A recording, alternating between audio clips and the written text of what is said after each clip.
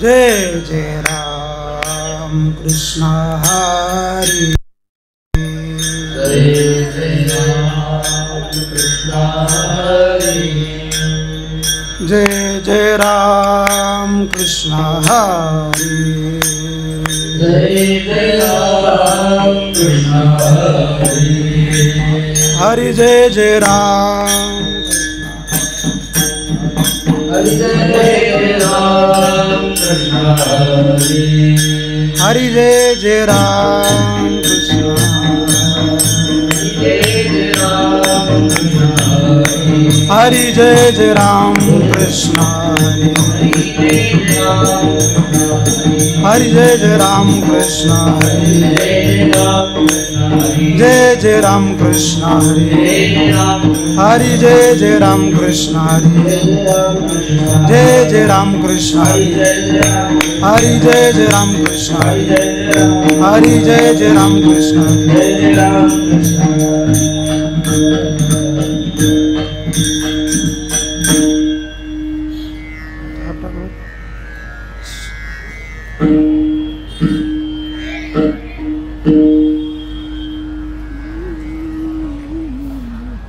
सुंदर ते ध्यान उभे विटेवरी सुंदर ते ध्यान उभे विटेवरी करकटावरी ठेवनिया करकटावरी ठेवनिया सुंदर ते ध्यान उभे विटेवरी सुंदर ते ध्यान उभे विटेवरी करकटावरी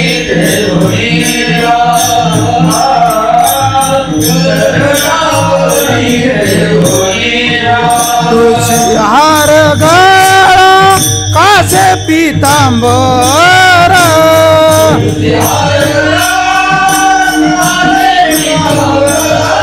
तुळशी हार गळा कासे पितांबर तुळशी हार गळा कासे पितांबर आवडे निरांतर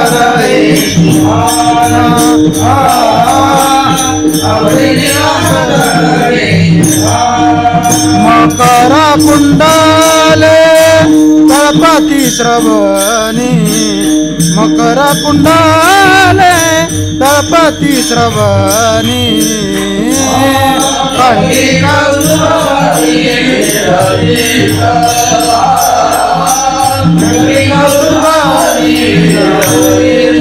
तुळशी हार गळा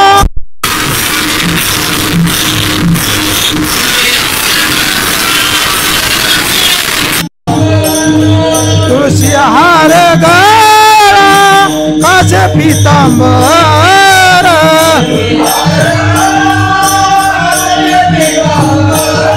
तुळशी हार गळा कासे पितांबर तुळशी हार गळा कासे पितांबर आवडे निरांतर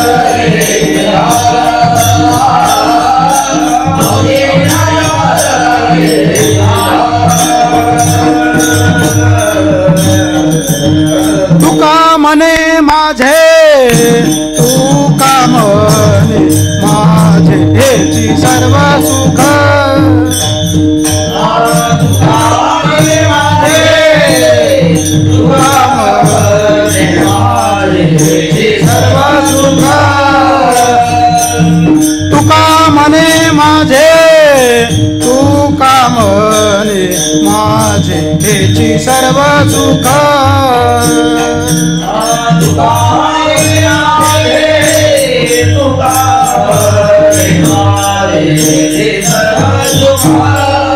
पाहिना श्रीमुख आवडीने पाहिना श्रीमुख आवडीने तुळशी हार गळा तुळशी हार गळा असे पितांबर तुळशी हार गळा तुळशी हार गळा असे पितांबर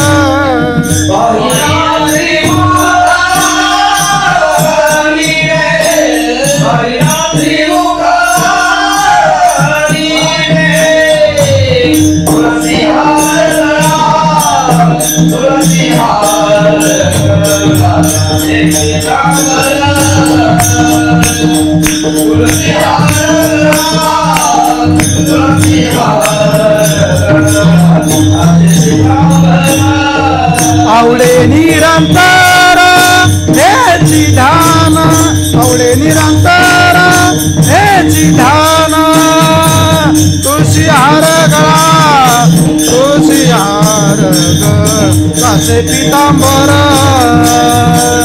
तुळशी हार गळा तुळशी हार गळा असे पितांबर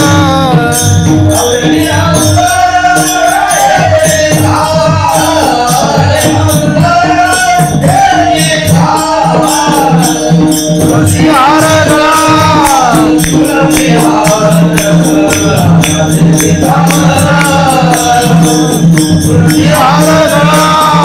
तुळशी हार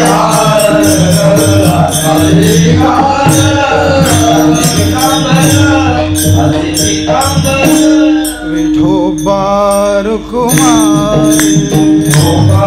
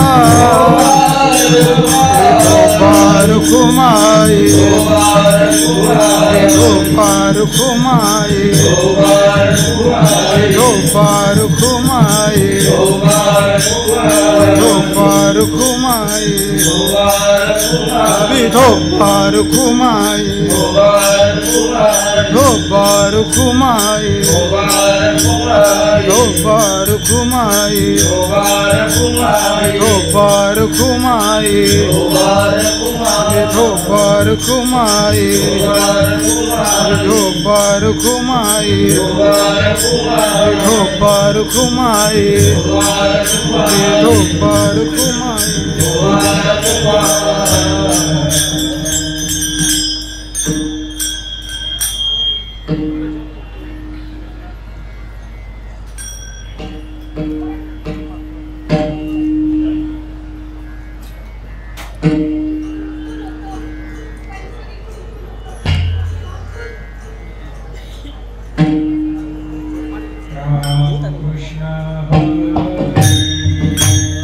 Hare Jai Ram Krishna Hare Hare Jai Ram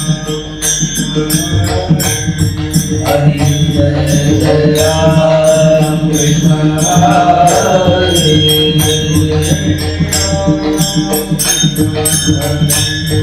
Hare Jai Ram Krishna Hare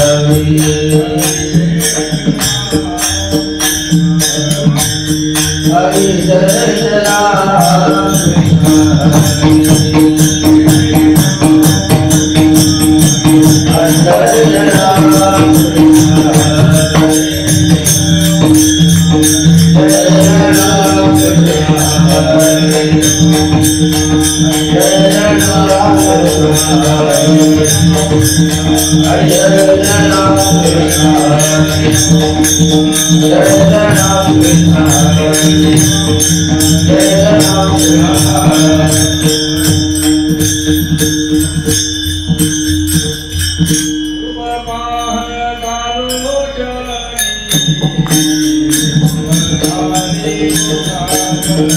Hare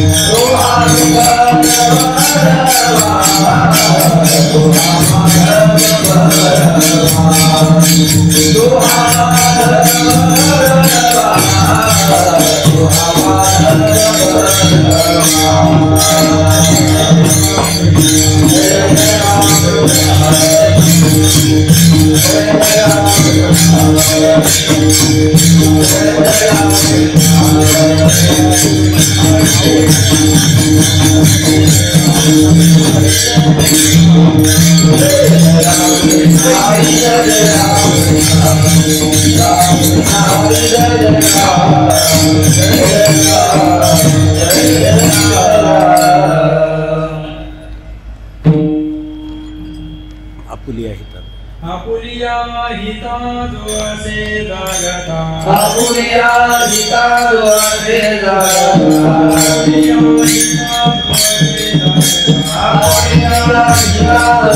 माता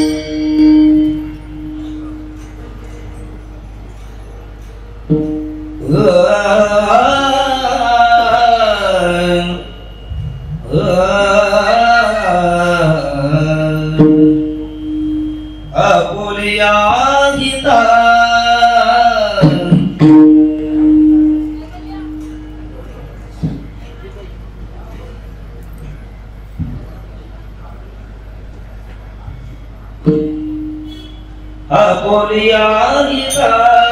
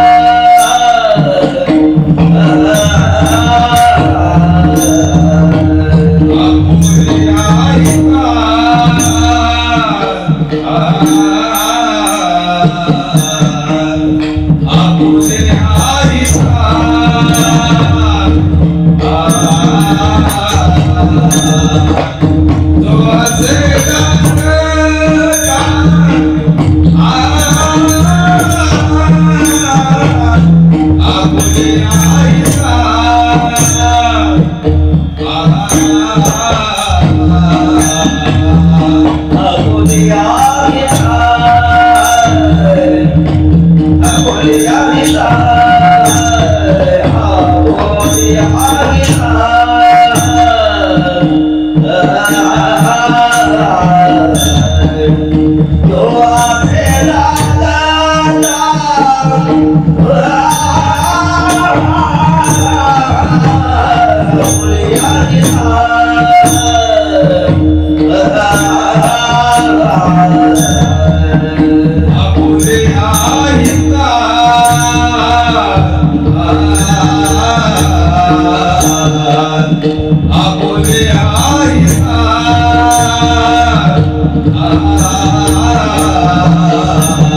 जो असे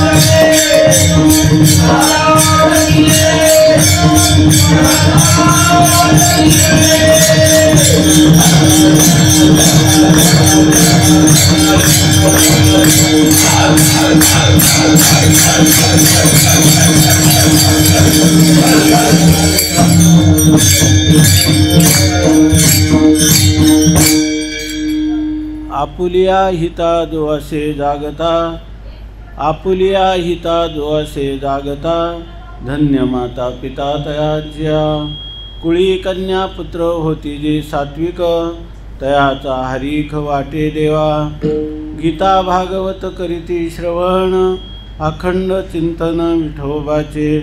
तुका म्हणे मज घडो त्यांची सेवा, तरी माझ्या दैवा पार नाही. कुळी कन्या पुत्र होती जे सात्विक, तयाचा हरीख वाटे देवा. पांडुरंगा करू प्रथम नमन,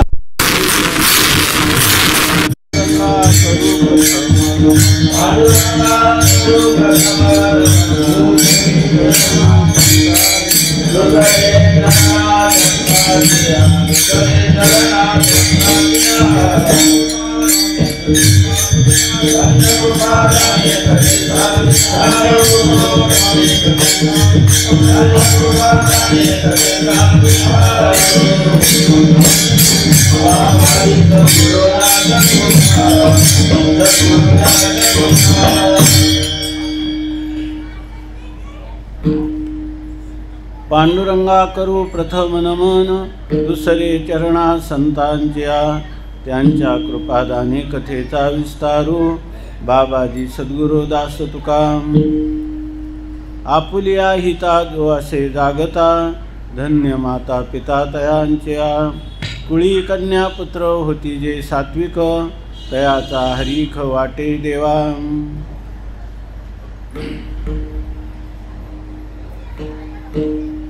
उत्तम हा चैत्र मास, ऋतू वसंताचा दिवस, असं नामदेवरायांनी म्हटलेलं आहे. तर त्याप्रमाणे या पावन सर्व वर्षातील पावन पर्व, पवित्र अशा प्रकारचा काल जर कोणता असेल तर हा चैत्र मास आहे. आणि या चैत्र मासामध्ये भगवान रामचंद्र प्रभूंनी अवतार धारण केलेला आहे. आणि रामचंद्र परमात्म्याचे परमभक्त चिरंजीव असणारे हनुमानराय यांनी देखील अवतार धारण केलेला आहे. हनुमान जयंती आणि रामनवमीचं हे महान पर्व आहे. आणि या पर्वामध्ये हरिभक्तीपरायण वैकुंठवासी आमचे परम प्रेमास्पद असणारे लक्ष्मणजी दादा यांनी आपला देह परमात्मा स्वरूपाच्या ठिकाणी लीन केला. त्या गोष्टीला 1 वर्ष झालं. म्हणून हे प्रथम पुण्यस्मरण जे आहे त्या निमित्ताने हेच आपलं प्रवृत्तीनिमित्त आहे. आणि आपण सर्व एकत्र येऊन त्यांच्या कृपाछत्राखाली म्हणजे त्यांच्या आशीर्वादाने त्यांनी आपल्याला जे काही मातेचं छत्र आपल्यासाठी ठेवून गेलेले, तर त्या निमित्ताने आज ह्या वर्षश्राद्ध जे भारतीय सनातन वैदिक परंपरेप्रमाणे की 1 वर्षानंतर हे जे वर्षश्राद्ध सांगितलेलं आहे की ज्या कालामध्ये हे सर्वात पावन पर्व आहे, हे अलंकापूर क्षेत्र आहे, अशी जी कर्म आहे अंत्येष्टी किंवा वर्षश्राद्ध ही जर क्षेत्राच्या ठिकाणी झाली तर त्याच्यापासून अनंत पट अशा प्रकारचं ते फलप्रद असतं. योगायोगाने दादांची ही कर्मभूमी आहे आणि जन्मभूमी आहे. त्यामुळं त्यांचं हे ज्ञानोबारायांनीच एक प्रकाराने हे जे पुण्यस्मरण आहे त्यांच्या चरणकमलाजवळ आज संपन्न होत आहे. त्यानिमित्ताने त्यांचं स्मृती म्हणून या ठिकाणी जगद्गुरू तुकोबारायांचा एक अभंग आपल्यापुढं वाचून दाखवला आणि त्यानिमित्ताने आपल्याला यथाशक्ती यथामती काहीतरी शब्दरूपी सुमनं त्यांच्या चरणी समर्पित करून त्यांच्या माऊलीच्या सत्तेतून त्यांचे काही कुटुंबियांना, आप्तेष्टांना, आत्मीय लोकांना आशीर्वाद प्राप्त करायचे म्हणून या ठिकाणी जी आपली ही शब्दरूपी पुष्प जगद्गुरू तुकोबारायांच्या अभंगाच्या माध्यमातून आपल्याला समर्पण करता येतील तेवढी करण्याचा प्रयत्न करायचा, एवढाच याचा अर्थ आहे. विठ्ठल विठ्ठल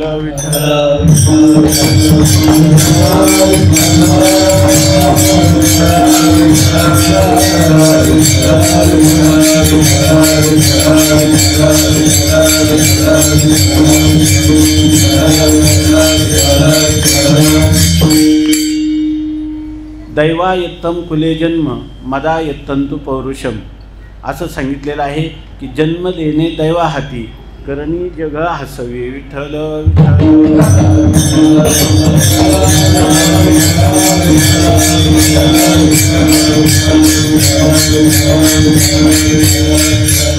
कोणत्या जातीकुलामध्ये आपला जन्म व्हावा हे आपल्या हातात नाही, हे दैवाच्या हातात आहे. परंतु आपल्या पुरुषार्थाने प्रयत्नाने आपण आपला जन्म सफल करणं हे आपल्या हातात आहे. त्याचप्रमाणे याचं मूर्तिमंत उदाहरण म्हणजे वैकुंठवासी दादा की ज्यांची राहणी अत्यंत सरळ आणि साधी, परंतु त्याच्यामध्ये मात्र इतका सेवाभाव, इतकं प्रेम हे भरलेलं असायचं की आम्हाला आता गेल्या कैक वर्षामध्ये दादांचा संबंध आहे. तर त्याप्रमाणे जर म्हणायचंच झालं तर ज्यांनी ते दादांचा सहवास ज्यांना आला ते त्यांच्या कुटुंबातले सदस्य झाले. हे कौद्रे कुटुंब जे आहे हे आमच्या परिचयाचं आहे असं नाही, तर आम्ही त्या कुटुंबातले सदस्य आहोत अशी आमची धारणा आहे. विठ्ठल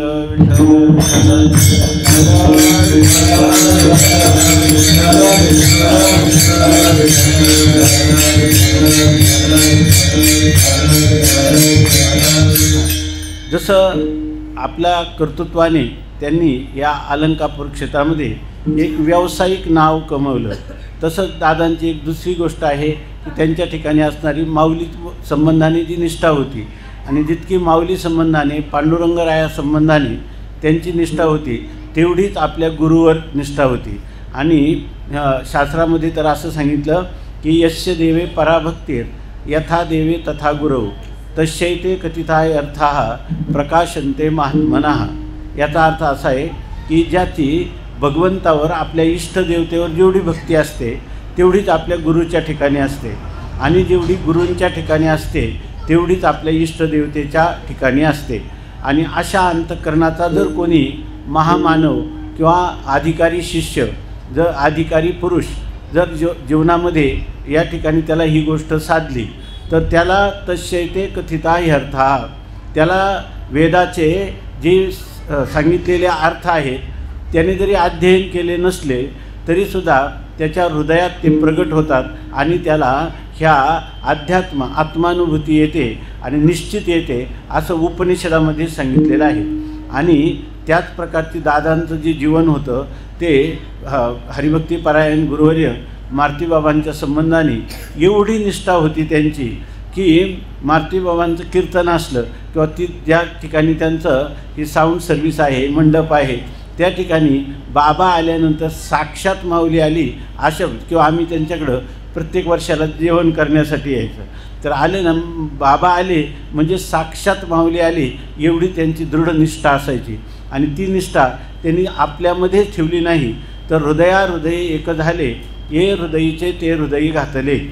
त्यांनी ही निष्ठा आपल्यामध्ये नाही तर आपले असणारे जी संतती आहे, 3 पुत्र आमचे कमलेश महाराज, पंडित महाराज, गणेश दादा ह्या सर्वांच्यामध्ये संक्रमित केली. आणि स्वतः राजकारणाचा काही संबंध नसताना असे एक व्यक्तिमत्व त्यांनी आणि ते घरामध्ये आपली सून अशा प्रकारची निर्माण केली की त्या आळंदीच्या इतिहासामध्ये नगर परिषदेचं त्यांनी अध्यक्षपद भूषवलं. एवढी योग्यता त्यांच्या पुण्याईनं त्यांनी प्राप्त करून दिली होती. विठ्ठल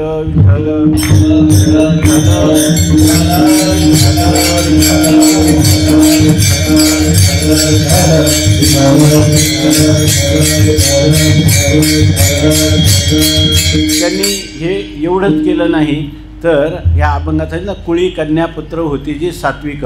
आपली असणारी एक कन्या ते रुपालीताई त्यांच्या ठिकाणी देखील ह्या धर्मशास्त्राचं अध्यात्मशास्त्राचं श्रद्धेचं अंतकरणाने जतन होईल अशा रीतीनं पुण्यनगरीत असतानाही माऊलींची असणारी जी निष्ठा त्यांच्या अंतकरणात आमरण राहील अशा प्रकारचा एक अधिकार किंवा अशा प्रकारचा आशीर्वाद त्या दोघांनाही आपल्या जामात आणि कन्या यांना देऊन ही संस्कृती शुद्ध स्वरूपात आजपर्यंत प्रवाहित केलेली आहे. विठ्ठल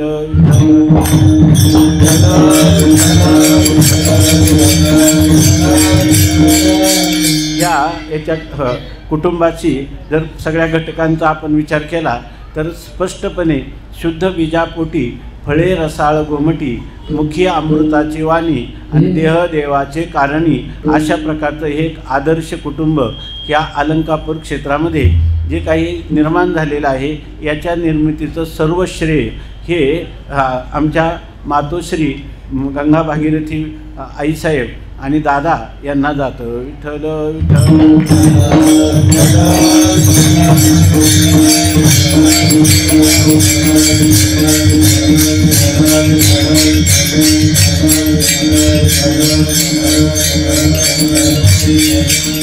तसं पाहिलं तर आईंची तब्येत जास्त हृदयविकारामुळं खराब असायची. परंतु हे जे दादा अगोदर गेले आणि आपल्याला कृपाछत्र जे आहे मातेचं ठेवलेलं आहे. तर दादा जे आहेत आपल्या धर्मशास्त्रामध्ये असं सांगितलेलं आहे की आपल्याला शिकवणारे जे शिक्षक आहेत तर ते त्यांचा आपल्याला जी उपयुक्तता होते ती 10 पट आहे. त्याच्यापेक्षा जे धार्मिक शिक्षण देतात ते त्याच्यापेक्षा 100 पट आहेत. आणि त्या 100 पटीपेक्षा 100 पट आपले वडील आहेत आणि वडिलांच्या 1000 पट आई आहे. तेव्हा दादांनी आपलं व्यक्तित्व आईमध्ये सामावून 1000 पटीनं आपली रक्षक म्हणून मातोश्रींना या सांभाळासाठी आपल्या ठेवलेलं आहे. विठ्ठल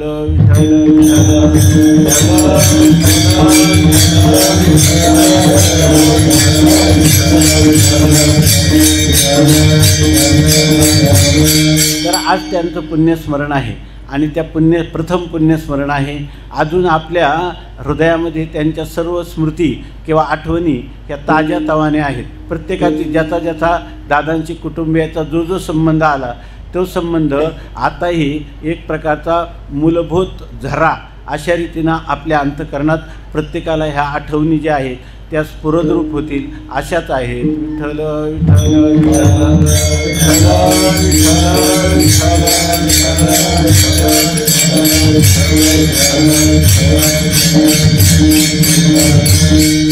तर आपण आता हे जे काही कीर्तन प्रवचन त्या संबंधाने जे काय आपल्या भारतीय संस्कृतीमध्ये विशेषतः वारकरी संप्रदायामध्ये जे काही रीती चालत आलेली आहे ती म्हणजे त्या निमित्ताने भजन किंवा कीर्तन व्हावं.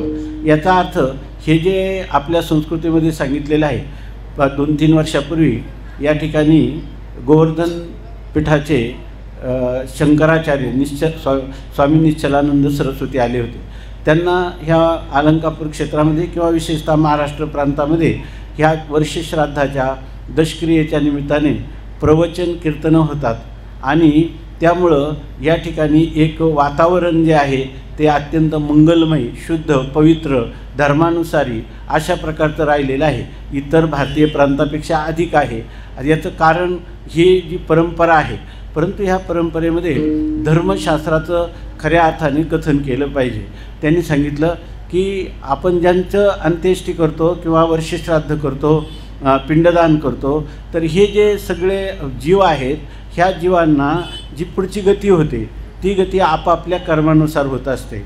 त्याला म्हणतात की जैसे ज्याचे कर्म तैसे फळ देतो ईश्वर. ईश्वर हा सर्व प्राण्यांच्या कर्मसापेक्ष फलदाता आहे. ज्याचं जसं कर्म असेल त्या कर्मानुसार त्याला देवयोनीमध्ये, मनुष्य योनीमध्ये किंवा नरकीय योनीमध्ये, पशुपक्षाच्या योनीमध्ये जन्म येतो, अशी आपली दृढ अशी वैदिक परंपरेची श्रद्धा आहे. तेव्हा या ठिकाणी आपण एकत्र येण्याचं काय प्रयोजन आहे? जे काही त्यांचे असणारे वंशज आहेत ते आपले विधी पार पाडतील, पण तुम्ही इथं प्रवचन किंवा कीर्तन करता, याचा अर्थ असा आहे की त्या निमित्ताने आपण सर्व एकत्र येतो. त्यावेळेला एकत्र आल्यानंतर त्यांनी एक नीतिनिधी नावाचा ग्रंथ लिहिलेला आहे, तो आम्हाला दिलेला आहे. तर त्याच्यामध्ये त्यांनी सांगितलं की हे चिंतन तुम्ही सांगत जा. जरी तुम्ही अभंग श्लोक घेतले तरी नीतिनिधी नावाच्या ग्रंथामध्ये त्यांनी संपूर्ण महाभारत, चारही वेद, सगळ्या स्मृतिग्रंथ, काही संत वाङ्मय, ह्या सर्वांचं त्या ठिकाणी एक चिंतन दिलेलं आहे. तर ते चिंतन केलं तर आपली संस्कृती जी आहे त्या संस्कृतीचे जे सिद्धांत आहेत, मुख्य सिद्धांत, ते आपल्या गळी उतरतील आणि आपल्याला संत गेले दया ठाया देवराया पाववी किंवा मार्ग दावून गेले आधी दयानिधी संतते तेनेची पंथे चालो जाता न पडे गुंथा कोठे काही. या ठिकाणी मोडोन या नानामते देती सिद्धांते संरक्षू निळा म्हणे बरं निळा म्हणे ऐसे संत कृपावंत सुख सिंधू. अशा प्रकारच्या ह्या संतांचा मार्ग आपण चोखाळायचा. म्हणून या ठिकाणी कीर्तन प्रवचनाच्या द्वारा हा विषय सांगत जा असं त्यांनी सांगितलं होतं. तर त्यानुसार आपण आज जगद्गुरू तुकोबारायांचा एक अभंग घेतला आणि त्यांनी सांगितलं हे विचार कोणाला उपयोगाला आहेत? तर तुम्हाला उपयोगाला आहेत. तिथं जे तुम्ही एकत्रित होता त्याच्यामध्ये मी कोण आहे, मला कुठं जायचे, माझ्या जीवनात सुखदुःख का, मला मरणाचं भय का, या ठिकाणी मला ही जन्ममरण परंपरा कुठून प्राप्त झाली, ही खंडित होण्याचा काही उपाय आहे की नाही, या ठिकाणी मला सुखदुःखाचे भोग का होतात, त्या सुखदुःखाच्या अतीत असं जे काही संतांनी सांगितलेलं वस्तुनिष्ठ जीवन आहे ते जीवन मला जगता येईल का, ह्या प्रश्नांचा उकल व्हावा म्हणून शांत मनाने एक ही जी भूमी आहे स्मशानभूमी किंवा वर्षश्राद्धाचं, तर ही एक वैराग्याची भूमी आहे. कारण आपल्याला आज दादांना यहलोक सोडून जावं लागलं ही गोष्ट आपल्या ध्यानात आहे. तीच गोष्ट, तोच प्रसंग आपल्यावरही उद्या आलेला म्हणजे येणार आहे. एक पाहतसा, इतर लोकांची गोष्ट अशी आहे की एक पाहतसा एकाची दहने सावध त्या गुन्हेगारे न व्हा. या ठिकाणी आपल्या पुढं आजा मेला पंजा मेला बाप मसना गेला, देखत देखत नातू पंतू तोही तैसा झाला, ही गोष्ट आपल्याला दिसत असताना देखील आपण जे उर्वरित राहिलेलो आहे तर आपल्या जीवनातही काहीसा वैराग्याचा क्षण ह्यावेळी उत्पन्न होणाऱ्या आपल्या अंतःकरणाची एक भूमिका असते. आणि अशा वेळेला जर ह्या विचारांचं आपण ग्रहण केलं तर ते आपल्या जीवनात अधिक ठोस किंवा भरीव अशा प्रकारचे राहतील आणि आपल्या जीवनाचा मार्ग जो आहे हे इको नको. विठ्ठल विठ्ठल विठ्ठल विठ्ठल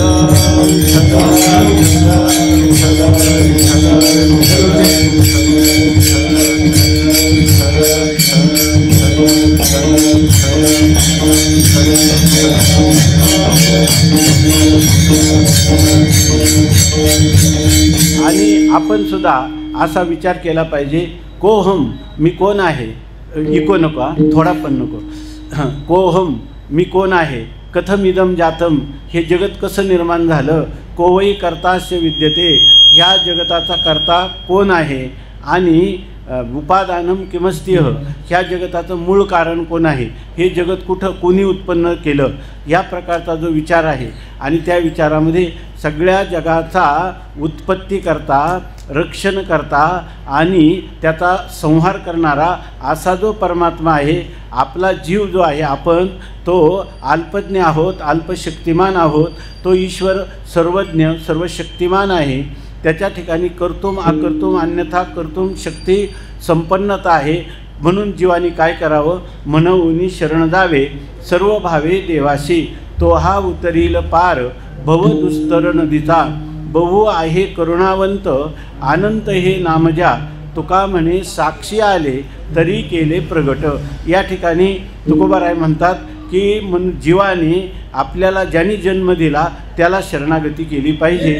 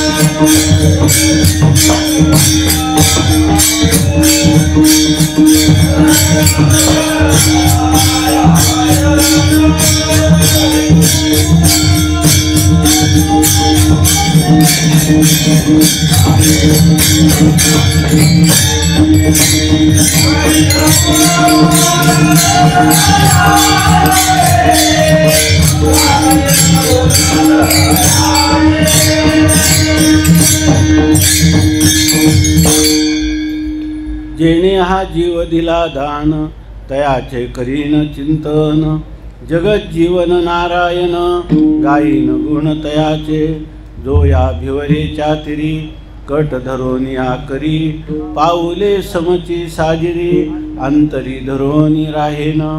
आपण आपल्या जीवनामध्ये जेव्हा आपल्या वाडवडिलांचं स्मरण करतो त्यावेळेला आपल्याला सर्वात मोठं जर काय असेल ह्या भारतीय संस्कृतीमध्ये वेदामध्ये असे प्रसंग आहेत की एक मुमूर्षू पिता आहे. मुमूर्षू म्हणजे जे मरणासन्न झालेले वडील आहेत की आता त्यांचं प्राणोत्क्रमण होणार आहे. तर अशा वेळेला पूर्वी जर त्यांना बोलता येत नसेल तर त्यांना काही मात्रा द्यायच्या औषधाच्या आयुर्वेदिक आणि त्याच्यानंतर ते पुन्हा बोलायला सुरुवात करायचे. तेव्हा मुलाला आपल्या बँकेत कुठं किती पैसे आहेत किंवा आपली कोणती जायदाद आपण मिळवून ठेवलेली आहे त्यांची वाटणी करून घ्या, योग्य करा किंवा मी सांगतो अशी करा असं कोणताही सांगत नव्हते. त्यावेळेला ते त्याला तत्वमसी महावाक्याचा उपदेश करत होते. ते ऋषीमुनीचं रक्त आपलं आहे तर त्या ऋषीमुनी आपल्या पुत्राला समोर बोलावून असं सांगत होते की तू तुझ्या जीवनामध्ये ह्या धन दारा यांच्यामध्ये जास्त आसक्त होऊ नकोस. तर या ठिकाणी आमच्या वडिलांनी आम्हाला असं सांगितलं होतं की आपण हे 3-3.5 हाताचं शरीर म्हणजे आपण नाही, मन आपण नाही, बुद्धी आपण नाही, चित्त अहंकार आपण नाही, त्याच्याहून भिन्न असणारं आपलं खरं स्वरूप आहे. त्याला जन्म नाही, त्याला मरण नाही, सुख नाही, दुःख नाही, त्याला बंध नाही, मोक्ष नाही, कर्तृत्व नाही, भोक्तृत्व नाही आणि हे तुझं नित्य शुद्ध स्वरूप आहे. माझंही तेच आहे आणि ह्या गोष्टीची जाणीव, चिंतन, मनन, निधिध्यासन करायला माझ्या वडिलांनी मला सांगितलं होतं. ते तुला अति गुह्यातील गुह्य मी तुला सांगत आहे. विठ्ठल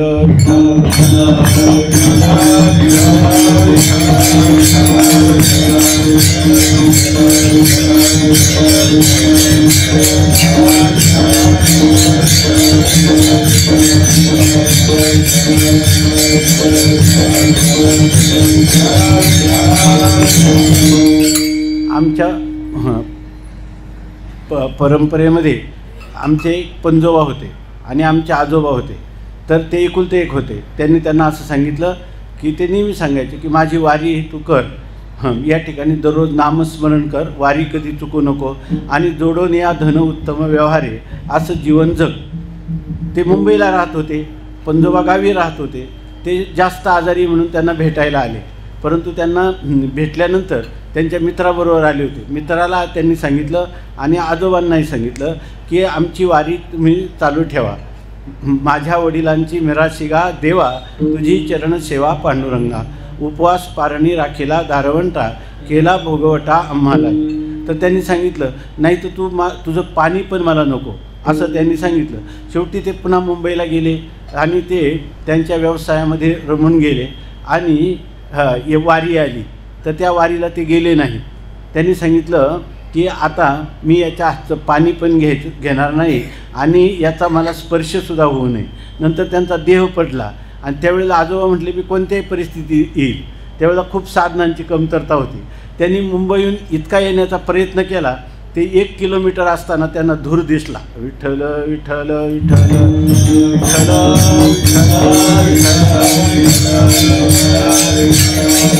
स्पर्श झाला नाही. आपलं चिंतन हे चाललं की आपले जे पूर्वज आहेत की देवा हे माझी मिराशी, चित्त तुझे पायापाशी, याचा धरीना अभिमान, करीना आपुले जतन. या ठिकाणी आपल्याला जे काही वाडवडिलांची समजा दादांची असणारी पैतृक संपत्ती जी आहे ती परंपरेनं आपल्याला प्राप्त झालेली आहे. परंतु दादांची खरी संपत्ती कोणती असेल तर अध्यात्म संपत्ती किंवा सेवा संपत्ती. विठ्ठल विठ्ठल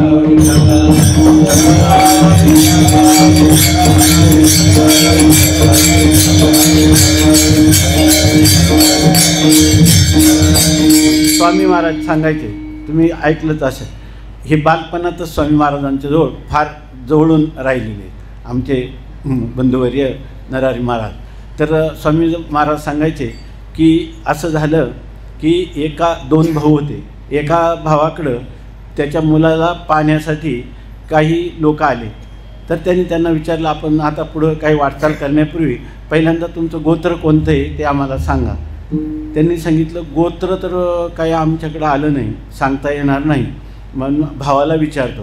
कारण आमचे वडील इतके प्रामाणिक होते की त्यांनी आमची कोणत्याही प्रकारची जेवढी संपत्ती होते त्याचे 2 हिस्से इतके तंतोतंत करून दिले का 1 भागसुद्धा 1 रुपयासुद्धा इकडं तिकडं होणार नाही. परंतु हे गोत्र मला माहीत नाही.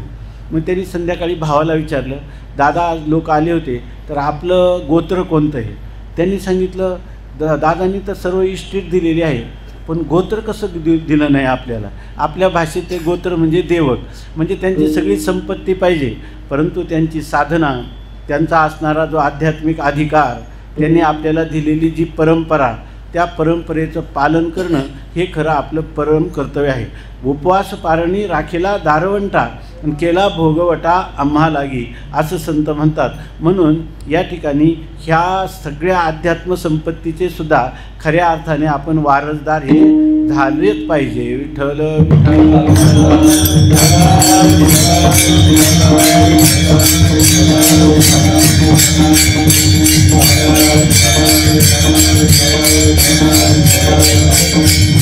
आणि अशी जी संतती आहे त्यांचं वर्णन केले. वाट वैकुंठी पाहती, भक्त कैपा येथे येती, तया जन्म मरण खंती, नाही चित्ती परलोक. अशा प्रकारची स्थिती आहे. जे लोक ह्या परंपरेचं पालन करतात तर त्यांना काय सुरुवात काय आहे, वाट वैकुंठी पाहती, त्यांची वैकुंठामध्ये वाट पाहत राहतात. भक्त कैपा येथे येते, हे जे माझे ज्ञानोबारायांचे भक्त, तुकोबारायांचे भक्त हे वैकुंठात जेव्हा येतात तेव्हा तिथल्या देवता जे आहेत, तिथले सर्व जे सलोकता, स्वरूपता, समीपता, सायुज्यता प्राप्त झालेले सगळे वैकुंठवासी महापुरुष ह्या महापुरुषाची वाट पाहत राहतात. भक्त कैपा येथे येते आणि ह्या पुरुषाला नाही जन्म मरण खंती, नाही चित्ती परलोक. त्याला मला जन्म मरणाची त्याला कधीच भीती वाटत नाही. माणसाने जन्माची मरणाची भीती ठेवण्यापेक्षा आपलं वर्तमान काळातलं जीवन कसं साधनामय आहे याचा विचार करावा आणि त्यामुळं त्याला कधी जन्म मरणाची भीती वाटत नाही. जगा काळ खाय आम्ही माथा दिला पाय, अशा प्रकारचा आत्मविश्वास, दृढ निर्धार परमात्म कृपेने, संत कृपेने, शास्त्र कृपेने आणि त्याच्या अंतःकरण कृपेने या हृदयामध्ये कायमचा विराजमान असतो. आणि त्याला परलोक जे आहे त्याचंही कौतुक नाही, इहलोकाचंही कौतुक नाही. त्याची एकच इच्छा आहे, परमात्मा साक्षात्काराची सुद्धा इच्छा नाही. करावे चिंतन तेची बरवे न भेटून. देवाची भेट झाली नाही तरी चालेल पण देवाचं चिंतन घडावं.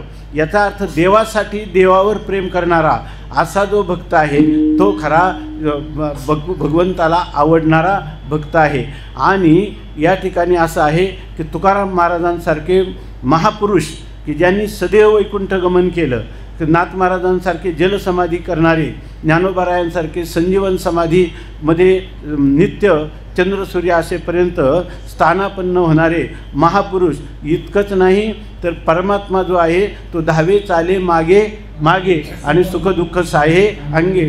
पवित्रत्व वाणी पुण्यवंत जो वदे अच्युत तयाच्या चिंतने तरतील दोषी जळतील राशी पातकांच्या. देव इच्छे रजचरणीची माती धावत चालती मागे पुढे. काय त्यावरले वेगळे अनिक वैकुंठ नायक जयाकंठी. तुका म्हणे देव भक्तांचा संगम तेथे ओघनाम त्रिवेणीचा. असं हे वारकरी जीवन आहे. आणि हे जीवन ज्याचं असतं असा पुरुष जो आहे, तुकाराम महाराज म्हणतात माझ्या जीवनामध्ये त्या पुरुषाची काहीतरी सेवा घडली पाहिजे, असं या अभंगाच्या शेवटच्या चरणात सांगितलं.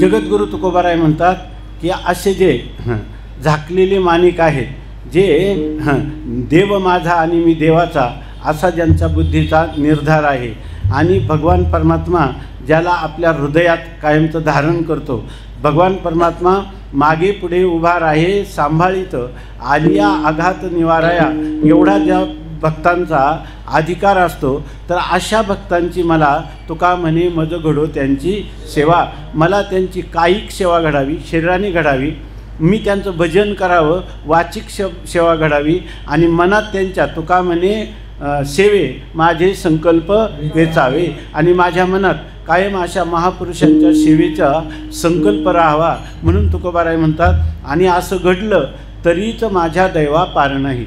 असं जेव्हा घडेल तर मात्र माझ्या दैवाला, माझ्या भाग्याला खरं पार नाही. म्हणजे अनंत अपार असं माझं भाग्य उदयाला आलं असं मी तेव्हाच म्हणेन की त्या संतांची माझ्याकडून काया वाचा मनाने सेवा घडावी. तर अशा प्रकारचे जे लोक आहे त्यांची सेवा घडो. आणि ती सेवा ते म्हणजे कोण आहे असं आपल्याला शंका येईल. तुका म्हणे मज घडो त्यांची सेवा, त्यांची सेवा घडावी. ते काय आहेत, परोक्ष आहेत आपल्याला. तर ते त्यांचा पत्ता सांगा म्हणजे आम्ही त्यांची सेवा करू. आम्ही जीवनात त्यांच्या सेवेचा निर्धार करू, निश्चय करू असं जर म्हटलं तर जगद्गुरु तुकोबाराय अभंगाच्या द्वितीय चरणात सांगतात. कोळी कन्या पुत्र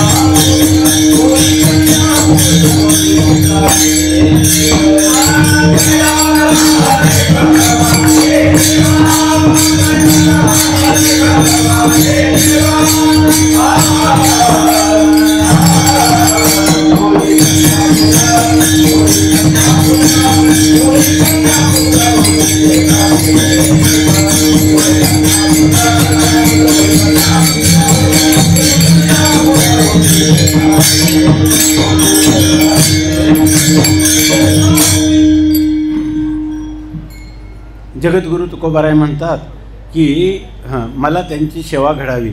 असे कोण तर सांगतात की कुळी ज्या कुळामध्ये कन्या आणि पुत्र म्हणजे त्यांची असणारी जी संतती आहे, मुलगी आणि मुलगा, कन्या आणि पुत्र, हे जर सात्विक निर्माण झाले तर तयाचा हरिख वाटे देवा. मलाच कौतुक का वाटतं तर माझं आराध्य दैवत जे परमात्मा आहे त्यालाच अशा संततीची अत्यंत आवड, त्याचं त्या अशा संततीवर अत्यंत प्रेम आहे. यासाठी सांगतात की कोणत्याही कुलामध्ये जेव्हा कन्या शब्दाचा अर्थ आहे की कम नयती ती कन्या, म्हणजे जी ज्या कुटुंबात जन्माला आली त्या कुटुंबात आणि विवाहानंतर ज्या कुटुंबात ती गेली, काय सांडूनी कुळे दोन्ही प्रियाशी अनुसरे कामिनी की द्वंद्व त्यागे स्वचिंतनी पडली जैशी, की जसे आमच्या रूपालीताई आहे इकडच्या कुटुंबाचा त्याग केला आणि आपल्या सासरामध्ये गेल्या, तरीसुद्धा या जीवनाचं असं आहे की ती मुलगी आहे तिनं ह्या दोन्ही कुळांचं नावगाव रक्षण केलं पाहिजे. म्हणून सांगतात ती सात्विक असली पाहिजे आणि तिनं ज्या घरात असेल तिथं आपल्या सासरी आणि माहेर दोन्ही ठिकाणी ही सात्विक कन्या जी आहे ती कम नयती ती कन्या, कम प्रती म्हणजे सुखाप्रती. तिनं जे बोललं तर मुखी अमृताची वाणी, त्या ठिकाणी जे काय चाचा आणि मवाळ चाचा आणि मवाळ मितुले आणि रसाळ शब्द जैसे कल्लोळ अमृताचे, अशा प्रकारची तिची प्रत्येक कृती किंवा बोलणं हे दुसऱ्याच्या अंतःकरणाला आल्हाद किंवा शीतल करणारं असलं पाहिजे.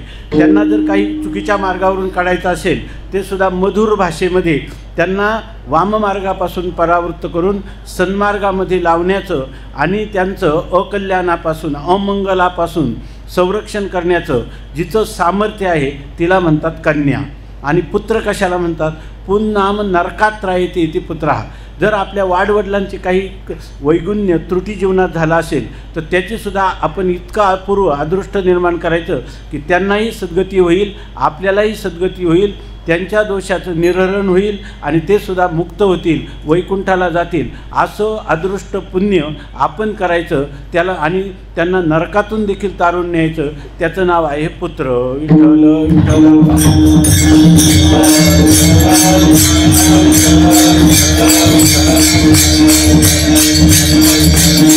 श्रीमद भागवत किंवा पुराण किंवा इतिहास जर आपण पाहिले तर असं दिसतं हे दोन असतात. जे जे झाले अवतार तुका त्याचे बरोबर. हे फक्त दोनच. भगवान एक अवताराला येतो आणि तुम्ही आम्ही आपल्या कर्माने जन्म घेतो. पण जगत कल्याणासाठी संत जे आहेत ते स्वतःच्या इच्छेने किंवा भगवंताच्या इच्छेने या अवनी तलावर अवतार धारण करतात. आणि ते जेव्हा अवतार धारण करतात ते जेव्हा जन्माला येतात त्यावेळेला असं त्यांचं सामर्थ्य असतं की समजा का माध्यानाशी दिनकर आणि पळभरी होय स्थिर. काल परवाच राम जन्म झालेला आहे. काल पहाटेच्या वेळेला म्हणजे सूर्योदयाच्या वेळेला हनुमानरायांचा जन्म झालेला आहे. एक आहे भक्त आणि एक आहे देव. परंतु दुपारच्या प्रहरी बघा आता आपल्या इथं कूलर लावले आणि ज्या वेळेला त्या अयोध्येमध्ये भगवान रामचंद्रांचा अवतार झाला त्यावेळेला तो दुपारी झालेला आहे. परंतु असं आहे की शरयू नदी जी आहे ती शीतल झाली, तिच्यावरून शीतल वारे सुटले.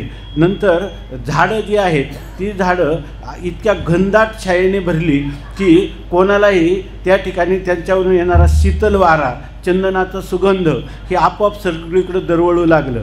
आणि ती शरयू माई जी आहे ती संत झालेली आहे, तिला पुढं जावं वाटत नाही. भगवान रामचंद्राचा आज जन्म झाला आणि हे जे पाणी आहे त्याला म्हणजे जल हे जड महाभूत आहे, परंतु त्यालासुद्धा वाटलं की सूर्यसुद्धा माध्यानाशी दिनकर आणि पळभरी होय स्थिर अशा प्रकारचं होत असतं. आणि हनुमानराय आहे ना ते जर त्यांना भूक लागली तर ते सूर्यालाच गिळायला गेले.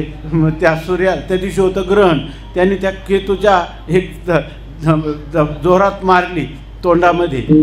याच्यामध्ये सगळ्या देवतांनी त्यांना विरोध केला. इंद्राने त्यांच्या हनुवटीवर ठोका मारला, हनुवटी वाकडी झाली आपण म्हणतो ना. पण हे सगळं होत असताना सगळ्या देवांना हा बाल हनुमान याचा पराक्रम लोकांना दिसावा आणि हा जो काय सप्त चिरंजीवापैकी हनुमान आहे याचा कसा या जगामध्ये महिमा वाढेल म्हणून थोडा वेळ लीला केली आणि त्याच्यानंतर सगळा निसर्ग जो आहे तो आनंदित झाला. देव असो किंवा भक्त असतो यांच्या अवताराच्या वेळेला निसर्ग म्हणजे जड पदार्थ जे आहेत ते सुद्धा आकर्षित होतात, शांततेला प्राप्त होतात. तर मनुष्य त्याचं गुणगान वर्णन करणारा, डोळ्याने पाहणारा, ध्यान करणारा हा शीतल किंवा आल्हादित अंतःकरणाला प्राप्त होईल हे वेगळं सांगायची गरज नाही. विठ्ठल विठ्ठल.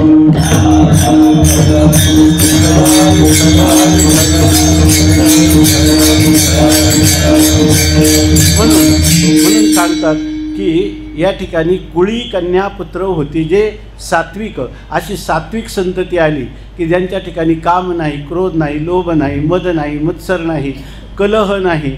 अशा प्रकारचं ज्याला आर्जवपूर्ण असं ज्याचं जीवन आहे, आर्जवपूर्ण आहार आहे म्हणजे सात्विक आहार आहे, सात्विक विहार आहे. सात्विक लोकांच्या संगतीत हे लोक राहतात. दुस्संग हा सर्व थैव त्याज्या. सात्विक आहाराचंच ते सेवन करतात. या ठिकाणी मांसाहार, मद्यपान ह्या ज्या त्याज्य गोष्टी शास्त्राने सांगितलेल्या आहे निषिद्ध. त्यांचं मरण आलं तरी पुन्हा कधी सेवन करत नाही, अशा प्रकारचं आयुसत्व बलारोग्य सुखप्रीती विवर्धना रस्या स्निग्धा स्थिरा हृदय आहारा सात्विक प्रिया, अशा प्रकारचं सात्विक आहाराचं ग्रहण करतात, सात्विक लोकांच्या संगतीत राहतात, असे जे कन्या आणि पुत्र आहेत, याचा आनंद जर तयाचा हरिख वाटे देवा, त्याचा हर्ष देवाला होतो, तर तुम्हाला आम्हाला होईल, यात काय नाही होईल. देव जर त्याची सेवा करण्यासाठी या ठिकाणी इच्छा करतात, तर मानवाने त्याची सेवा करावी हे कैमुत्तिक न्यायाने वेगळं सांगण्याची गरजच नाही. विठ्ठल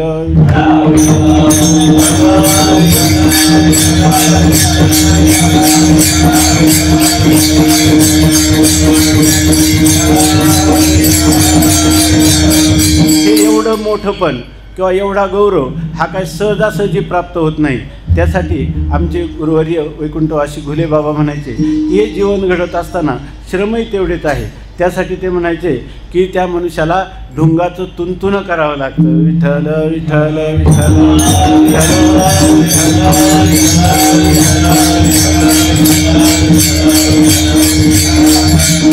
जसं आपल्यावर जर एखाद्याने टांगती त्याला काय म्हणतो आपण उघडी तलवार जर ठेवली आणि त्यांनी सांगितलं की तुम्ही त्या तलवारीच्या पात्याकडं पाहायचं आणि डोळे झाकले का तलवार तुमच्या वरून मस्तकावर सोडली जाईल.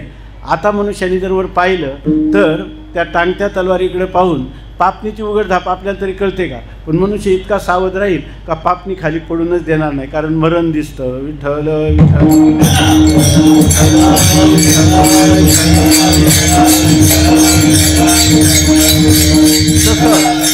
तसं जगद्गुरु तुकोबाराय म्हणतात आपुलिया हिता.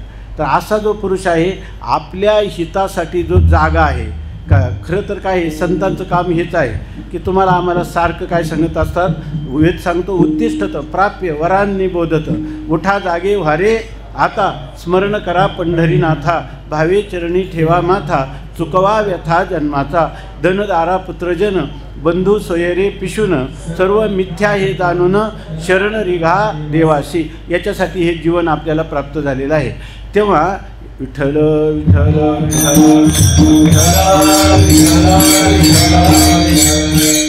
आपल्या हितासाठी आपण जागृत असलं पाहिजे. सगळे संत आपल्याला हेच सांगतात की जगजोगी जगजोगी जाग जाग बोलती, जागता जगदेव राखा काही भाव, पूजापत्र काही फळ पुष्प तोय, बहुता दिसा फेरा आला या नगरा, नका घेऊ भार धर्म तोची सार, तुका मागे दान द्यावे जी आनंदी. संतांना आपल्यापासून काहीच पाहिजे नाही. संतांनी केलेला जो उपदेश, जो सत्शास्त्राचा केलेला उपदेश, त्याचा आपण हृदयामध्ये धारण करावं आणि तशी आपल्या जीवनाची वाटचाल करावी. ही खरी संतांची सेवा आहे. संतांची सेवा म्हणजे त्यांना दक्षिणा देणं, मोठे हार घालणं, ही संतांची सेवा ही आपातता होणारी सेवा आहे.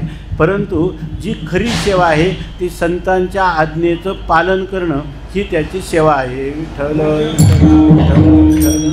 स्वामी महाराज सांगायचे एक गोष्ट अखंडानंद स्वामींनी पण सांगितलेली आहे. एक गुरुजी होते आणि त्या गुरुजींचे जे शिष्य होते त्या गुरुजींची पाठ दुखत होती. तर त्या शिष्यापैकी त्यांनी सांगितलं की एका शिष्याला सांगितलं माझी पाठ फार दुखते, तू थोडं तुडून देतो का, म्हणजे त्या पाठीवर पाय देऊन ते तुडव असं सांगितलं. त्यांनी सांगितलं जर तुमच्या पाठीला मी पाय दिला तर मला हजारो जन्म नरकामध्ये जावं लागेल, त्यामुळं हे अशा प्रकारचं कृत्य माझ्याकडून होणार नाही असं त्यांनी सांगितलं. आणि नंतर दुसऱ्या शिष्याला सांगितलं की पाठ तुडव. त्याने अगदी खसखसा पाठ रगडली. तर त्यांनी सांगितलं की आता गुरुजी तुम्ही त्याच्यावर इतके प्रसन्न झाले आणि माझ्यावर नाराज का झाले. त्यांनी विचारलं. त्यांनी सांगितलं मी तुमची पाठ तुडवली नाही इतकंच ना. त्यांनी सांगितलं तू नुसती पाठ तुडवली नाही पण आज माझी जीभ कापली. विठ्ठल विठ्ठल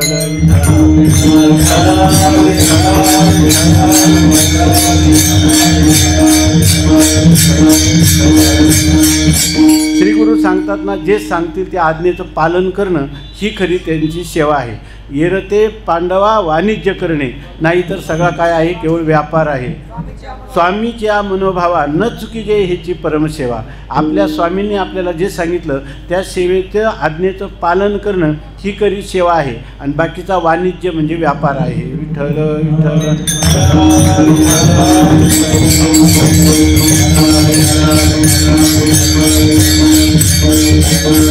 म्हणून मनुष्य नित्य जागरूक असला पाहिजे. आपुल्या हिता जो असे जागता. आणि असं झाल्यानंतर जगद्गुरु तुकाराम महाराज म्हणतात, वा धन्य त्याची आई आणि धन्य त्याचे पिता. त्याला नाही धन्यवाद देत. अशा पुरुषाला धन्यवाद देण्यापेक्षा धन्यवाद कोणाला देतात, त्याच्या आई वडिलांना.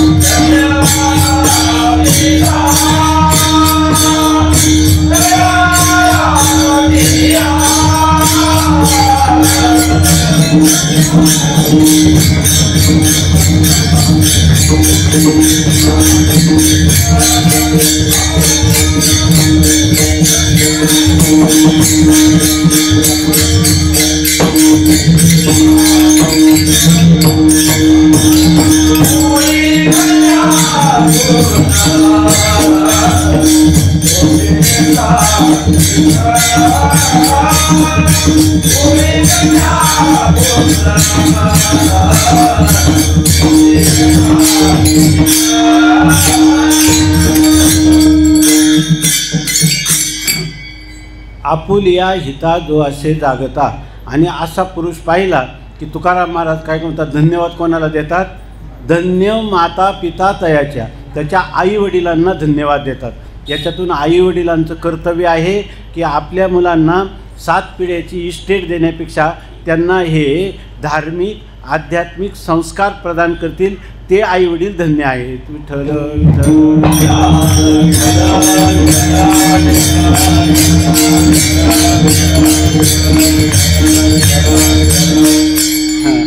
गुरुवर्य मारुती बाबा एक नेहमी तुकोबारांच्या चरित्रातला एक प्रसंग सांगतात. चांगलं लक्षात घ्या, आपलं नियोजित वेळेतच आपल्याला संपवायचं आहे. तर त्याच्यामध्ये एकदा तुकोबारायांची कीर्ती चिंतामणी देव किंवा रामेश्वर भट्ट यांच्या मुखातून ऐकली, कोणी अनगडशा फकीरांनी. त्यामुळं त्याला वाटलं की तुकाराम महाराज असले, तो सिद्ध पुरुष होता, त्याला सिद्धी प्राप्त होत्या. तर त्यांना वाटलं की तुकाराम महाराज असे काय असून असणारे, आपण त्यांची परीक्षा पाहावी. म्हणून तो आपला नेहमीचा कटोरा होता. तो कटोरा कितीही त्याच्यात खंडोगंती धान्य टाकलं तरी तो कधी भरत नव्हता. तेव्हा त्यांनी तुकोबारायांच्या घराचा पत्ता विचारत देवला तो गेला. तेव्हा त्यांनी विचारलं तुकोबारायांचं घर कुठे. तुकोबाराय बाहेर गेले होते. तुकोबाराय बाहेर होते. जिजाबाई आतमध्ये कोणाकडून तरी उष्ण धान्य आणून दळीत होत्या आणि भागीरथीबाई अंगणामध्ये खेळत होत्या. तेव्हा तो म्हणला की भिक्षा दो, भिक्षाम दे, ही भिक्षा द्या. तर ते कटोरा हातातच होता. तेव्हा भागीरथीबाई पळत पळत आतमध्ये गेल्या. जिजाबाईंना सांगितलं की बाहेर एक भिक्षेकरू आला आहे, मी त्याला थोडी भिक्षा देते. आणि वंजळभर त्या जात्याच्या पाळूला जे काही पीठ होतं अशी वंजळ भरली आणि ती द्यायला निघाली. जिजाबाईंनी जोराचा फटका मारला. वडीलही उदार आणि मुलगी तशीच म्हणे. फटका मारला, थोडंसं हातामध्ये राहिलं, ते जाऊन तिनं झटकलं. तर तो म्हणायचा की कुठे गेला का, सायका कटोरा भरदो. म्हणजे हा जो कटोरा आहे परमात्मा कृपेने आम्हाला प्राप्त झालेला, हा भरून द्या. परंतु लोकांनी खंडोगंती धान्य घातलं तरी तो कधी भरत नव्हता. पण तिनं जेव्हा ते हात झटकले तो कटोरा पटकन सगळा भरून आला. इतकंच नाही, खाली ओसंडून पीठ वाहिलं आणि बाबा म्हणत असतात, अनगडच्या फकीर गळ्या इतका पिठात गाडला. विठ्ठल विठ्ठल.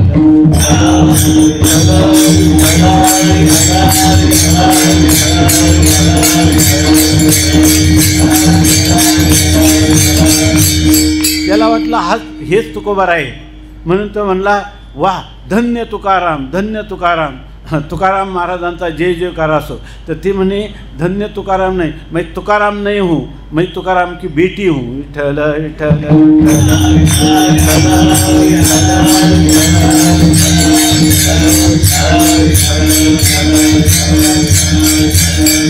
आणि मग त्याच्या मुखातून धन्य तुकोबा, धन्य तुकोबा, धन्य तुकोबा समर्थ, जेने केला पुरुषार्थ, असे उद्गार बाहेर पडले. तसंच तुकोबारायांच्या आभागमामध्ये काय म्हणतात, धन्य माता पिता तयांची. अशा प्रकारचे जे माता पिता आहेत ते खरे काय आहेत, धन्य आहेत. तुकोबारायांना विचारलं, तुमचे हे विचार आम्हाला खूप आवडले, भावले, पण ह्या लोकांना एवढा अधिकार कशामुळं प्राप्त झाला, एवढं त्यांच्या जीवनामध्ये धन्यता मिळाली कशी, त्याचं साधन आम्हाला सांगा, आम्हीही त्या साधनाचं अनुष्ठान करू आणि अशा प्रकारची जी सत्संपत्ती संतती जी आहे त्या संततीचं भागीदार वतनदार आम्ही होऊ, की जे तुकोबारायांना वाटतं व्हावं. मग तुकोबाराय म्हणतात, त्याचा थोडक्यात तुम्हाला एकच जीवनाचं सूत्र सांगतो, एवढं जर तुम्ही अनुसरलं तर देवता संत मानव दानव सगळा तुमचा जय जयकार करतील. आणि ते सूत्र कोणतं हे अभंगाच्या तृतीय चरणात सांगतात.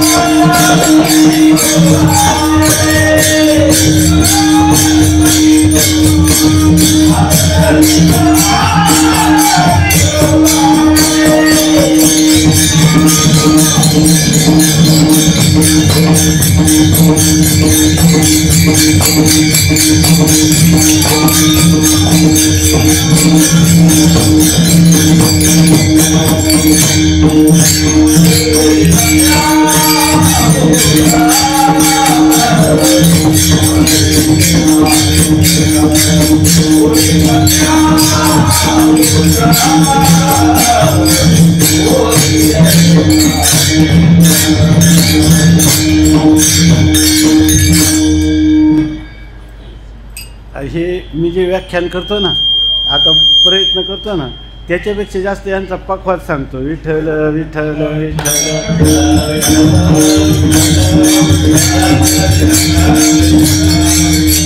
हे शब्द आता त्याने वाजवले, आम्हाला तर कळत काहीच नाही, पण हे जे शब्द वापरते तर रजोगुण तमगुण झडून जातील. विठ्ठल विठ्ठल विठ्ठल.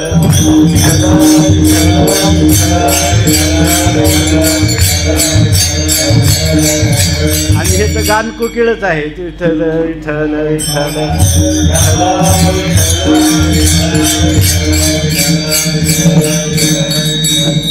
हे कसं आहे माहिती आहे का? आता हा वसंत ऋतू आहे, हा कोकिळेचा दिवस आहे की नाही? आणि त्यांना दबून आपण व्याख्यान करतो विठ्ठल विठ्ठल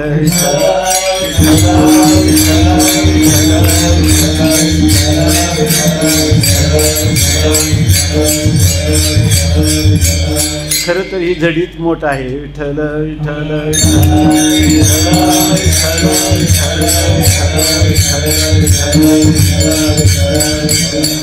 आता पहा, एकच सूत्र किंवा त्रिसूत्री म्हणा तुम्ही, जर म्हणलं तर एकच सूत्र, नाही तर त्याच्या अंतर्गत 3 सूत्र तुकाराम महाराजांनी सांगितलं. असं तुमचं जीवनाचं निर्माण करायचं आहे का तुम्हाला, की आध्यात्मिक जीवन की जे व्यवहार आणि परमार्थ याच्यामध्ये सुद्धा भेद ठेवणार नाही. तुमचा व्यवहारच परमार्थमय होऊन जाईल. तुम्ही जे जे काही कराल ती परमात्म्याची सेवाच होईल. असं जर करायचं असेल तर याला 3 गोष्टी सांगितल्या. गीता भागवत करीती श्रवण आणि अखंड चिंतन विठोबाचे.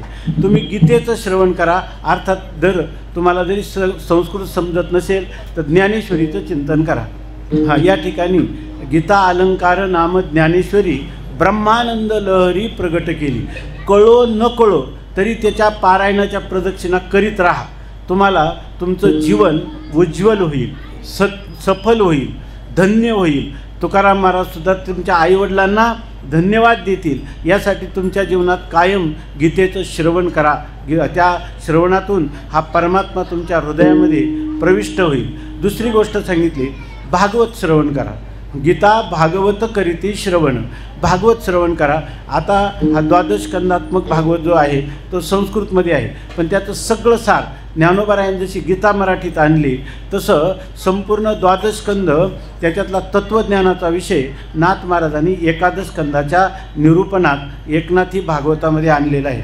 म्हणून तुम्ही एकनाथी भागवताचं पारायण करा, एकनाथी भागवताचं चिंतन करा, श्रवण करा असं सांगितलं. हे 2 गोष्ट आहे.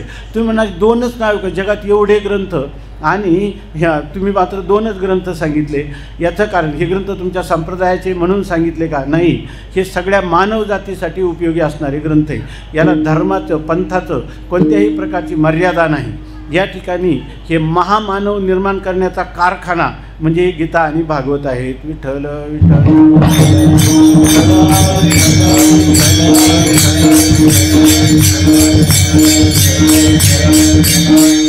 विश्वाचं जेवढं कल्याणकारक असं तत्त्वज्ञान असेल ते सर्व तर ह्या ग्रंथात आलेलंच आहे, पण त्याच्यापेक्षाही अपूर्वता अशा प्रकारची ह्या ग्रंथांमध्ये आहे. म्हणून तुकोबाराय म्हणतात गीता भागवत करीती श्रवण. त्याचं कारण गुरुवर्य वैकुंठवासी परमहंस परिव्राजकाचार्य आपले बालयोगी महाराज सांगत असेल, माणसाने जीवन कसं जगावं हे जर शिकायचं असेल तर गीता आहे, आणि माणसाने कसं मरावं हे शिकायचं असेल तर भागवत आहे. विठ्ठल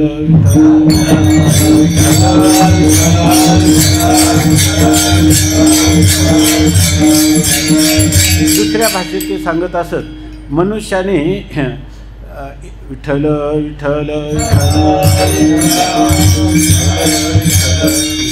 त्याग शिकायचा असेल तर गीतेचं श्रवण करावं, आणि प्रेम निरामय निस्पृह भगवंतावर आत्यंतिक प्रेम करायचं असेल तर ते भागवत शिकवतो.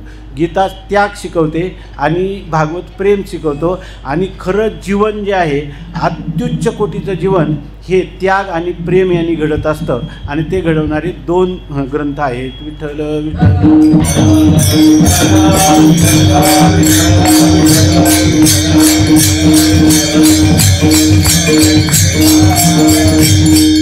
आता हे 2 सांगितले. पण काय होतं, काही लोकांना गीता भागवताचं चिंतन करण्याला अवसर सापडत नाही, किंवा जरी त्यांनी केलं तरी त्यांना त्याच्यातला सगळा विषय आकलन होत नाही. त्यासाठी त्यांना तसं सत्संगही मिळत नाही. अशा वेळेला त्या ग्रंथाचं तात्पर्य ज्याने आपल्याला विठ्ठल विठ्ठल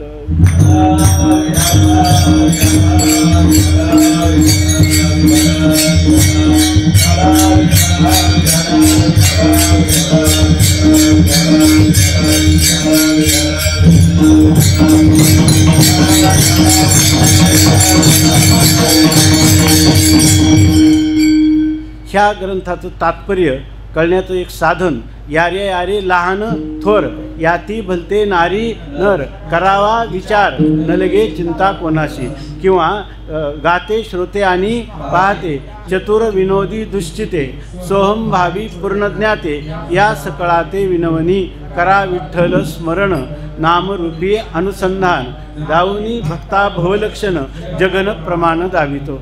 ज्ञानोबारायांचा अभंग आहे.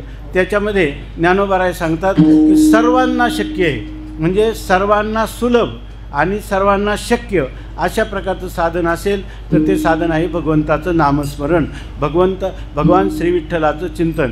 तुम्हाला काही ग्रंथ नका काही पडो ग्रंथाचे भरी शीघ्रवत करी हेची एक देवाच्या चाडे आळवावे देवा आणि ओच देवभावा पाडून या.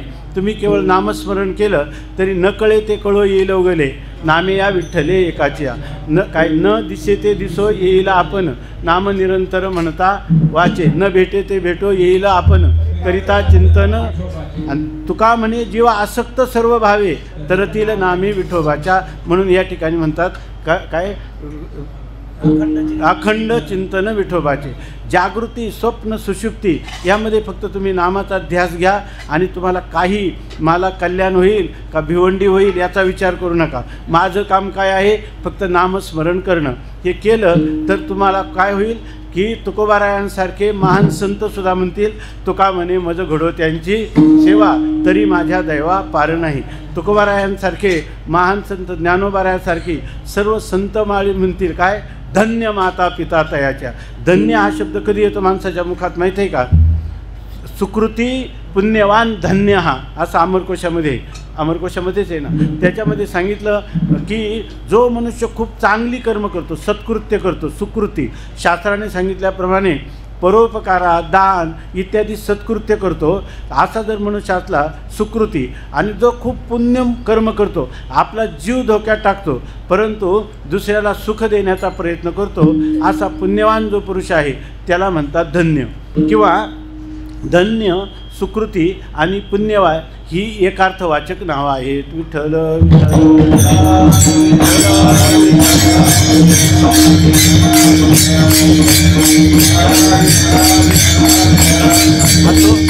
या ठिकाणी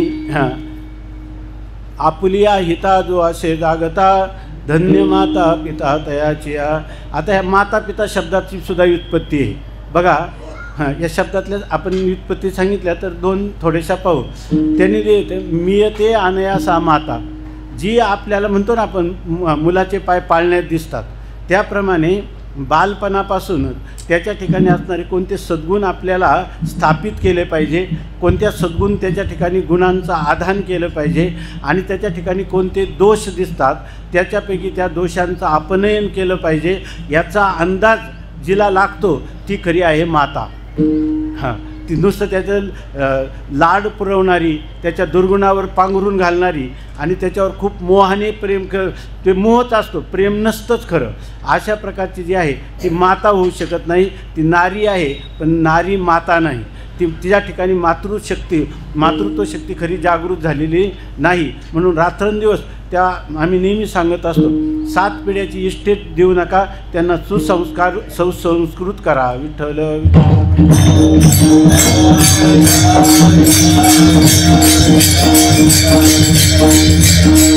तसंच पिता शब्दाचा अर्थ पाती इति पिता, भाष्यकारांनी पण लिहिलं आहे. पाती इति पिता, जो आपलं खरं संरक्षण करतो. म्हणजे आई जशी आपल्याला दुर्गुणापासून दूर काढते आणि वडील देखील तेच कार्य करत असतात की आपलं रक्षण करायचं, म्हणजे आपल्या ठिकाणी गुणाधान करायचं, गुणांची स्थापना करायची आणि दोषांचं अपनयन निरहरण दोषांचा नाश करण्यासाठी. आणि तेही वडील जे आहेत ना त्यांचं आपल्याला कधी आईचं खूप महत्त्व सांगितलं जातं, वडिलांचं थोडं कमीच वाटतं मनुष्याला, परंतु वडिलांचं जे गांभीर्य आहे ते गांभीर्य हा गुण कोणाच्याच ठिकाणी. केवढे जरी पुत्राचे झाले सहस्र अपराध तरीसुद्धा तो काय करतो, पितास आहे निर्द्वंद्व, स्वतःला सुख दुःख वाटून घेत नाही, चिंता करीत नाही, रागावत पण नाही. काही झालं तरी ह्या माझं कर्तव्य आहे, ह्या मुलाचं कल्याण हे झालंच पाहिजे, अशा रीतीनं गंभीर अशा अनेक द्वंद्वाला सहन करून जो त्याचं रक्षण करतो त्याचं नाव पिता आहे. आणि धन्य माता पिता तयाचिया. कुळी कन्यापुत्र होती जे सात्विक, तयाचा हरिख वाटे देवा. गीता भागवत करीती श्रवण, अखंड चिंतन विठोबाचे. तुका म्हणे मज घडो त्यांची सेवा, तरी माझ्या दैवा पार नाही. कुळी कन्यापुत्र होती जे सात्विक, तयाचा हरिख वाटे देवा. असो आज या ठिकाणी वैकुंठवासी पितृतुल्य असणारे आमचे लक्ष्मणजी दादा कोदरे यांच्या हे प्रथम पुण्यस्मरणानिमित्ताने आपण त्यांची काय सेवा करू शकतो. तर ही शब्दरूपी सुमनं जी तुकोबारायांनी सांगितलेल्या अभंगातून आपल्याला जेवढी ओवून त्याची छोटीशी एक माला त्यांच्या कंठामध्ये आपल्याला धारण करता आली, हे सुद्धा त्यांचीच आपल्यावर असणारी कृपा आहे. आपण दादा जरी गेलेले असले तरी दादांच्या सत्तेतून दादा माऊलींच्यामध्ये असं आपल्या याच्यामध्ये रामकृष्ण परमहंस म्हणतात की जे आपले गुरु किंवा आपले पितामह वगैरे असतात, तर ज्या वेळेला ते जिवंत असतात त्यावेळेला आपण मातृदेवो भव, पितृदेवो भव, आचार्य देवो भव हे साक्षात देवाची रूप आहेत असं म्हणून त्यावेळेला संत मातापिता यांच्यासाठी पूजेत सुद्धा बाजूला सारावी आणि त्यांची पूजा करावी, आज्ञापालन करावं, सेवा करावी असं सांगितलेलं आहे. करिता देवार्चन घरा आले संतजन, देव सारावे परते, संत पूजावे आरते. आपल्या दृष्टीनं आईवडील ही सुद्धा संतांचीच रूपडी आहेत. त्यांचं भजन करावं, त्यांची सेवा करावी. भज सेवायाम असा याचा अर्थ आहे. तर त्या सेवा करायची. परंतु ह्या ईश्वरी सृष्टिक्रमामध्ये आपल्याला आईवडिलांना कधीतरी सोडावंच लागतं. ते तरी सोडून जातात किंवा आपण तरी त्यांना सोडून जातो. अशा वेळेला जर आईवडील निवर्तले तर आपण ते गेले असं कधीच मानू नये, कारण ते आत्मरूपाने अमरच असतात आणि त्यांचं एवढं प्रेम असतं की ते प्रेम आपल्या मुलाचा सांभाळ करण्यासाठी जे ईश्वराचं स्वरूप आहे सांभाळणारं नित्य आपल्याला, त्याच्यामध्ये ते विद्यमानच असतात. म्हणून ज्या वेळेला आईवडील जातात त्यावेळेला ते माऊलीच्या स्वरूपात लीन झालेले आहेत. माऊलीची सेवा केली की आईवडिलांची सेवा झाली आणि आहेत तोपर्यंत आईवडिलांची सेवा केली की माऊलीची सेवा झाली. विठ्ठल विठ्ठल.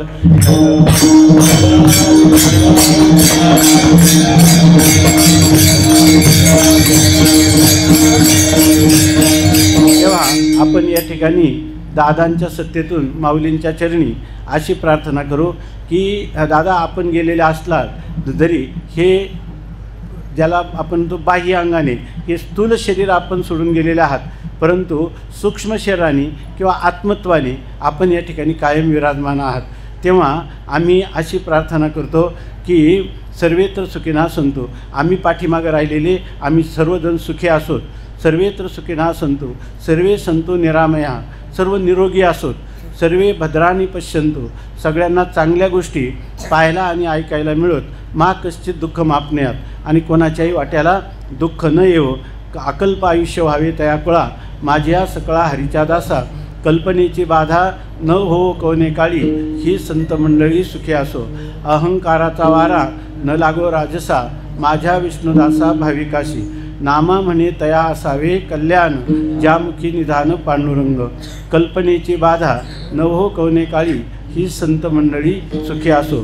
दादा आम्ही उर्वरित राहणाऱ्या सर्व आप्तेष्टांना, आपल्यावर प्रेम करणाऱ्या, असाधारण प्रेम करणाऱ्या, अलौकिक दिव्य प्रेम करणाऱ्या अशा सर्वांसाठी या ठिकाणी आम्हाला आपण शारीरबल द्यावं, मनोबल द्यावं, बुद्धिबल द्यावं, आत्मबल द्यावं आणि पांडुरंगरायाची, ज्ञानोबारायांची किंवा समाजाची ही सेवा अखंड जन्मभर आमच्याकडून योग्य रीतीनं घडावी. तिच्यामध्ये सेवेचा अभिमान नसावा, ईश्वर समर्पणता असावी आणि फलाची अभिलाषा नसावी. अशा प्रकारचा निष्काम कर्मयोग, निष्काम भक्ती आणि आम्हाला या ठिकाणी योग्य दिशेचा विचार किंवा विवेक आमच्या ठिकाणी जागृत करा, ठेवा, अशी त्यांच्या चरणी प्रार्थना करून आजच्या चिंतनाला विराम देऊ. विठोबा.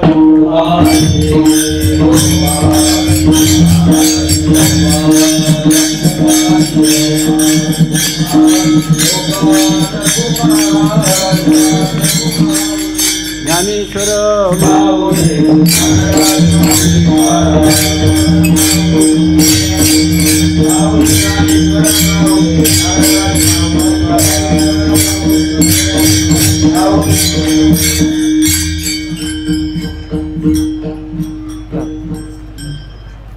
तुका म्हणे माझा घडो